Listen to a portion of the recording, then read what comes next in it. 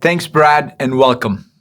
Before we start, I want to address a topic that is front and center for us as a society: racial injustice and inequity. There's absolutely no place for hate, bias, or racism in our world. The cracks of injustice and inequity in our society hinder progress for everyone and call on us to act. Last week, we announced a multi-year sustained approach to address racial injustice focused on our culture at Microsoft, our ecosystem, and our communities. Change begins by looking inward. It's what our employees, customers, and partners expect from us and what the world demands. We are committed to doing our part and acting with intention. Today, I want to focus on another source of inequity and what we are doing about it. COVID-19 has created both a public health as well as an economic crisis.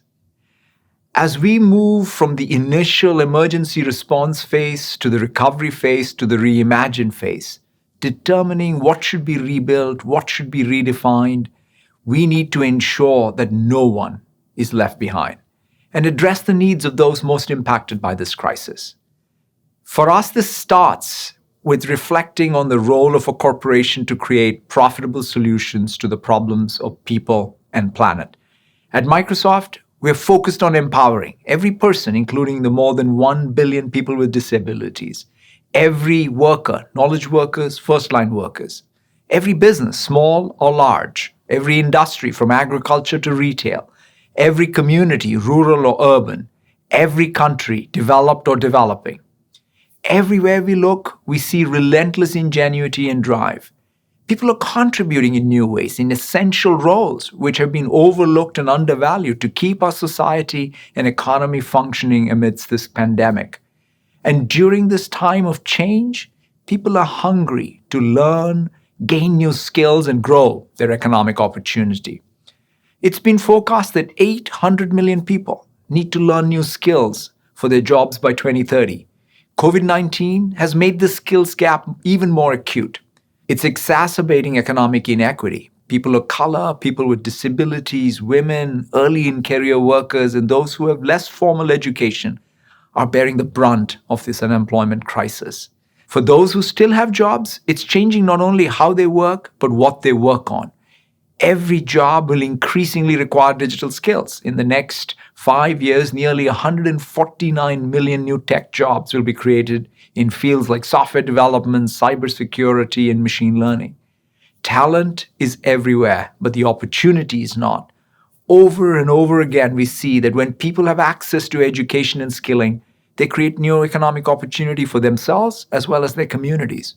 Take Tiara Phillips, a phone support worker in Chicago. After being laid off, her first concern was providing for her 2 children.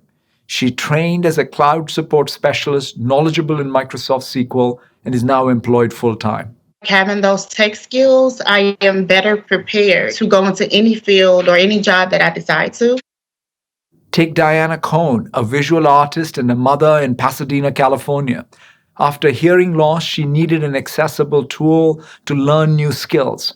With LinkedIn Learning courses, she was able to start and grow her own design business. I never thought a busy mom like me could switch careers so quickly, but I did. And Yassine Souki in Paris, France, who after the death of his father had to provide for his family. After enrolling in our AI school, he found a new career as a data scientist. To me, it's exciting to learn every day new things, new technologies, and I'm like a newborn. As a platform and tools company, our identity is rooted in empowering people like Tiara, Diana, and Yassine. And over the last few months in particular, we have seen people around the world turn to our platforms to learn new skills. We create technology so that others can create more technology. And our partner ecosystem employs more than 17 million people doing just that. Microsoft Learn helps anyone obtain certifications in our technology, and the usage was up 475% in the month of May compared to a year ago. LinkedIn is the world's largest professional network. With LinkedIn Learning, anyone can access more than 16,000 online courses, from how to manage compassionately to basic Python. In May alone, people watched 382% more hours of content than they did a year ago. And GitHub is the home to more than 50 million developers. GitHub's Learning Lab provides hands-on tutorials for both aspiring as well as experienced developers. In May, usage was up 900% year over year. But we know we can and must do more. That's why we are bringing together these assets to reimagine how people learn and apply new skills to help 25 million people who have lost their jobs due to COVID-19 acquire digital skills for jobs of the future. There are 3 pillars to our approach. First, we've used data from the LinkedIn Economic Graph, which is a digital representation of the global economy, to identify the 10 most in-demand jobs like IT technician, data analyst, and customer service specialist. And we're launching free learning content from across Microsoft, inclusive of LinkedIn and GitHub, for these roles, which anyone can access in multiple languages. Second, we will match people's skills to the right jobs. We're providing access to low-cost certification and free job-seeking tools. And we're partnering with nonprofits to provide additional support for those who need it most, including people with lower income and people of color.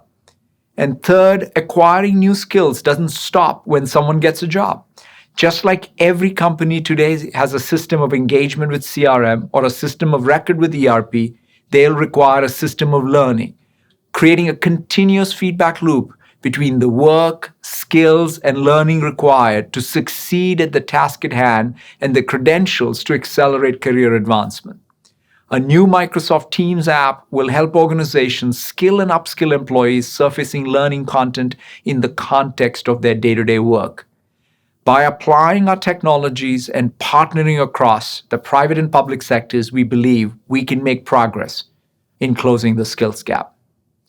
The novelist Doris Lessing once defined learning as being able to understand something you've understood all your life, but in a new way. It's this inherent capability within all of us that we want to unleash so collectively we can build a better future for everyone.